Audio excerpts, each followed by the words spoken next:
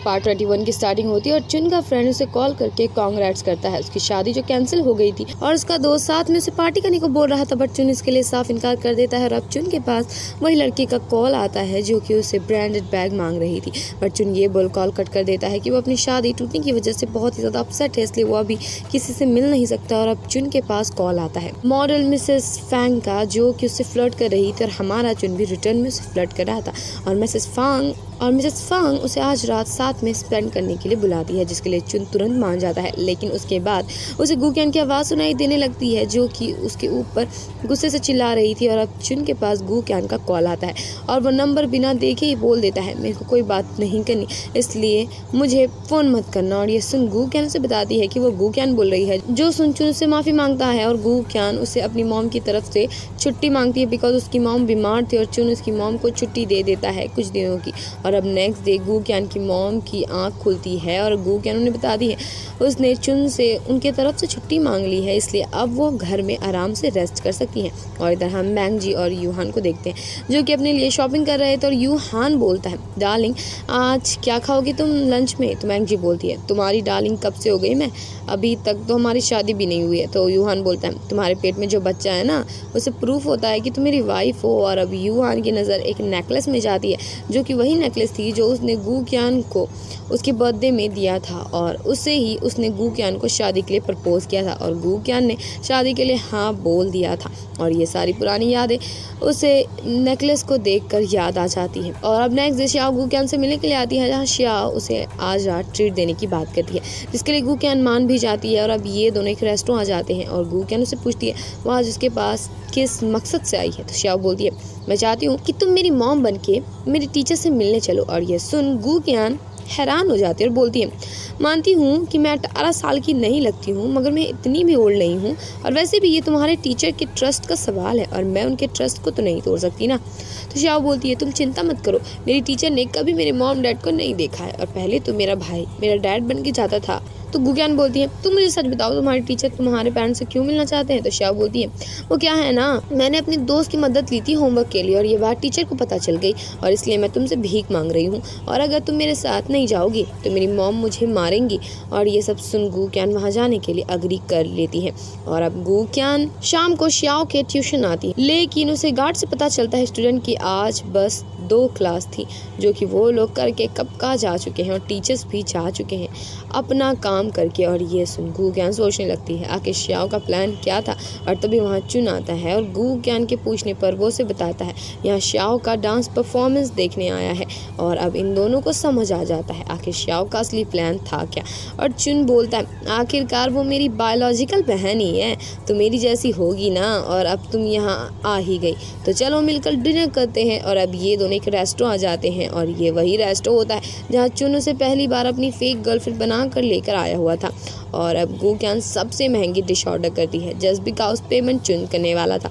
और इधर मैंगजी और यूहान भी बारिश में घूम रहे थे और यूहान बोलता है, तुम तो बहुत अच्छी लड़की हो, बट पहले से तुम काफ़ी बदल गई हो जो तुम्हें अच्छा बनाता है। और अब यूहान और मैंगजी वहीं रेस्टोरेंट के बाहर थे जहाँ गुक्यान और चुन थे और वो दोनों एक दूसरे को हक करने लगते हैं, जो कि अंदर से गुक्यान भी देखती है और उसका जो रिएक्शन आ रहा था वो चुन भी पीछे देखता है और उसे समझ आता है पीछे तो अलग ही फिल्म चल रही है। और जैसे यूहान की नज़र इन दोनों में पड़ती है वो मैंगजी को लेकर यहाँ से तुरंत कट लेता है। और इधर गुक्यान काफ़ी अपसेट हो गई थी, लेकिन फिर भी वो खुश होने का नाटक कर रही थी। और अब गुक्यान चुन को बोलती है, तुम्हें अभी जस्ट अपनी होने वाली एक्स वाइफ को किसी दूसरे मर्द के साथ देखा और इसे तो तुम्हें साफ समझ आ गया होगा उसे तुमसे अब कोई भी मतलब नहीं है, तो क्या तुम इससे दुखी फील नहीं कर रहे हो? तो चुन बोलता है, मुझे कुछ भी फील नहीं हुआ बिकॉज मैंने कभी उससे प्यार किया ही नहीं, और अब जब मेरी शादी उससे टूट गई है तब मुझे खुशी मिल रही है और अब मैंगजी भी खुश है। तो गुक्यान बोलती है, तुम इसलिए रिलैक्स हो बिकॉज तुमने कभी उससे प्यार नहीं किया, पर मेरी बात अलग है, मैंने अपने पहले प्यार को खो दिया, मैं सोचती थी वही मेरा आखिरी होने वाला है। तो चुन बोलता है, इतना दुखी होने की ज़रूरत नहीं है, तुम्हारे पास अभी भी मैं हूँ और मैं तुमसे बहुत प्यार करता हूँ, इसलिए मुझे रिजेक्ट मत करो। बट गुक्यान उसे रिजेक्ट कर चली जाती है। और अब नेक्स्ट डे चुन गुक्यान के घर में आकर ल्याओले के साथ उसके रूम में एक लव यू का लाइट टाइप का कुछ लगा देता है और फिर चुन ल्याओले को दिखाता है उसने गुक्यान को शादी के लिए प्रपोज करने के लिए एक रिंग ली है। जो कि डायमंड की थी, और वो रिंग देखकर तो लियाओ लेके होश उड़ गए थे। और तभी वहाँ बिल्डिंग का ओनर एक आदमी को लेकर आता है जो कि उसे ये घर दिखा रहा था खरीदवाने के लिए, और चुन उसे सुनाने लग जाता है। और लियाओ बोलता है, तुमने ये घर हमें दे दिया तो तुम्हें पता है ना, पर इस मंथ पे ये 5 बार हो चुका है जब ये बिल्डिंग का ओनर यहाँ न्यू कस्टमर को लेकर आया है। और ओनर चुन को बताता है कंपनी के सेल्स गिर रहे हैं, इसलिए वो ये अपार्टमेंट बेचने के लिए कस्टमर को लेकर आ रहा है। बट चुन उसे ये अपार्टमेंट बेचने से साफ मना कर देता है और यहाँ से भगा देता है वार्निंग देकर। और अब चुन आ जाता है गू क्यान के ऑफिस के बाहर। वो उसे अपने कार में लिफ्ट देना चाह रहा था, बट आज हवा बहुत तेज चल रही थी, इसलिए गू क्यान उसके साथ जाने के लिए मना कर देती है। जो सुन चुन बोलता है, अगर तुम मुझसे प्यार करती होगी या तुम्हें मेरे में ज़रा भी दिलचस्पी होगी तो तुम मेरे साथ कार में बैठोगी।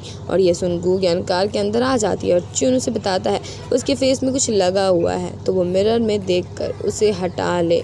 और जैसे गू क्यान मिरर के नीचे देखती है, वो वहाँ एक आई लव यू का बोर्ड देखती है और उसे देखते ही वो चुन को बेवकूफ़ बोलती है। और अब हमारा चुन गू क्यान को एक कैंडल लाइट डिनर में लेकर आता है, और उस रेस्टोरेंट में उन दोनों के अलावा कोई और भी नहीं था, जो देख गू क्यान को अजीब लग रहा था। और चुन बस गू क्यान की आइसक्रीम को घूर रहा था, जो कि गू क्यान फिनिश कर देती है। और चुन के रिएक्शन से हम समझ जाते हैं उसका पक्का यही प्लान था कि वो आइसक्रीम के अंदर रिंग डालकर गू क्यान को प्रपोज करेगा। बट आइसक्रीम के अंदर तो रिंग था ही नहीं, जो देख चुन को लगता है कहीं गू क्यान ने वो रिंग खा तो नहीं ली ना। और ये सोच वो उससे पूछने लगता है उसके पेट में दर्द वर्द तो नहीं हो रहा है ना। और आइसक्रीम खाने वक्त क्या उसे ऐसा फील हुआ था कि उसके मुंह के अंदर कोई हार्ड चीज़ गई, बट गू क्यान को ऐसा कुछ भी फील नहीं हुआ था। और ये सुन चुन वहाँ रखी सारी डिश को चेक करने लगता है, बट बेचारे को उसमें कोई भी रिंग नहीं मिलती है।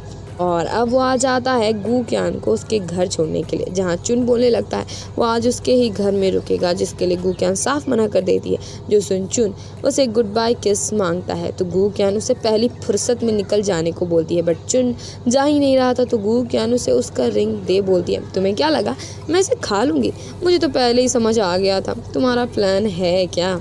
तो चुन बोलता है ये रिंग तुम रख लो और तुम कोई ऑब्जेक्शन नहीं ले सकती बिकॉज तुमने अभी तक अपना एक्स का दिया हुआ नेकलेस पहना हुआ है। लेकिन गू क्यान वो रिंग लेने से मना करके जाने लगती है और अगेन वो रास्ते में आई लव यू का बोर्ड देखती है, बट अगेन वो उसे इग्नोर करके चली जाती है। और अब गू क्यान अपने रूम आती है और वहाँ पे भी वो आई लव यू का बोर्ड देखती है और उसे ये चीज़ काफ़ी रोमांटिक लगती है। और अब गू क्यान चुन के पास भागते हुए आती है और उसे ज़ोर से हग कर लेती है और फिर चुन उसे शादी के लिए प्रपोज करता है और गू क्यान उसके प्रपोजल को एक्सेप्ट कर लेती है और फिर इन दोनों के बीच एक लंबी सी किस होती है। बट तभी अचानक से चुन का सपना टूटता है और हमें पता चलता है वो तो बस ख्याली पुलाव पका रहा था और रियलिटी में तो उसके एक्सपेक्टेशन जैसा कुछ भी नहीं होता। जो देख चुन वो डायमंड का रिंग फेंक कर जाने लगता है, बट फिर उसे रियलाइज़ होता है ये रिंग बहुत महंगी है, वो ऐसे ऐसे नहीं फेंक सकता है। और इधर मिस्टर फू कहीं छिपा कर जा रहे थे जहाँ उनका पीछा एक लेडी कर रही थी और इधर गू क्यान की मॉम की तबीयत बहुत ही ज़्यादा ख़राब हो गई थी, जो देख कर लियाओ ले उन्हें हॉस्पिटल लेकर जाता है। और अब गू क्यान के पास भी खबर आ जाती है कि उसकी मॉम हॉस्पिटल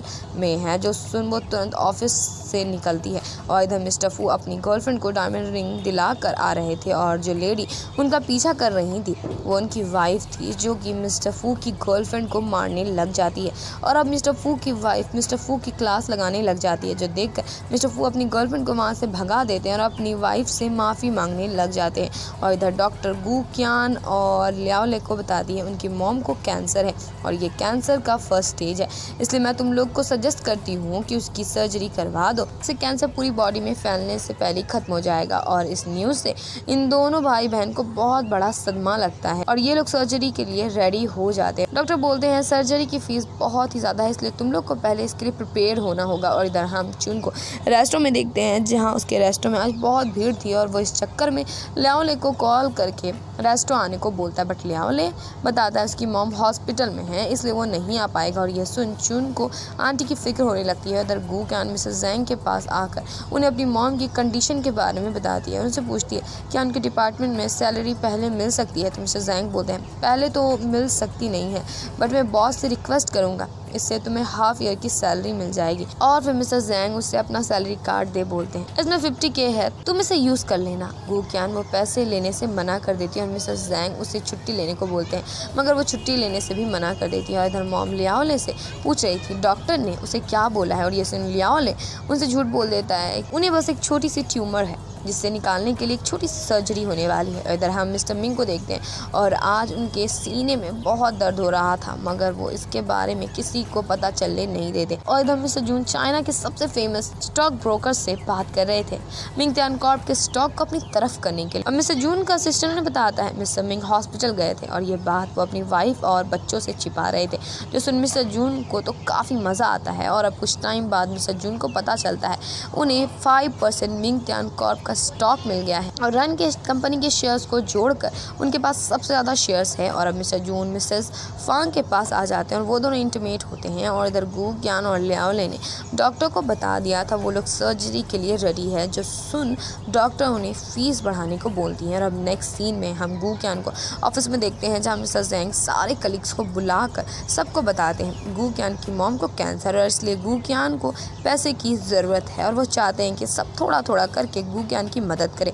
और ये सुन सारे कलीग्स जितना उनसे हो सकता था उतना पैसा गू क्यान को डोनेट वाले डब्बे में डाल देते हैं। और मिस्टर फू तो पैसे देकर इतना शो ऑफ कर रहे थे कि क्या ही बोलूं। और इसी के साथ इस पार्ट की एंडिंग हो जाती है। There was a time when you had me falling to the ground.